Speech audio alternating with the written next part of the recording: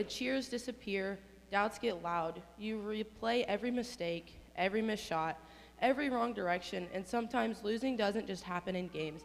It happens in your mind. You lose confidence, you lose peace, you lose sleep, you lose direction, and sometimes you feel like you've lost your closeness with God, not because he left you, but because you drifted. Maybe it was just a distraction, maybe it was pressure, maybe it was anxiety that wouldn't turn off. Maybe it was a mistake you wish you could undo, and after a while, coming back feels hard. Because when you've lost a game, it's hard to step back on the court. And when your mind won't slow down, when anxiety feels louder than your faith, it can feel harder. It can feel even harder to step back towards Jesus. You start wondering, do I deserve to come back? Did I drift too far? If I were a better Christian, wouldn't I feel stronger than this?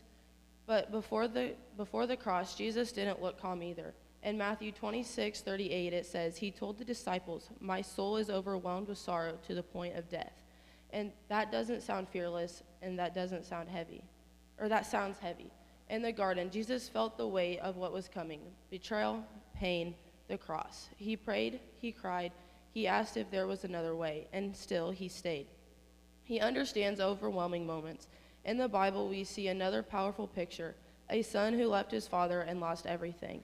When he finally decides to come home, he expects rejection, but the father ran to him. He didn't wait, he didn't hesitate, he ran. That's who Jesus is. He knew we would lose sometimes. He knew we would have anxious thoughts, weak moments, seasons we drifted, and he knew we wouldn't fall short.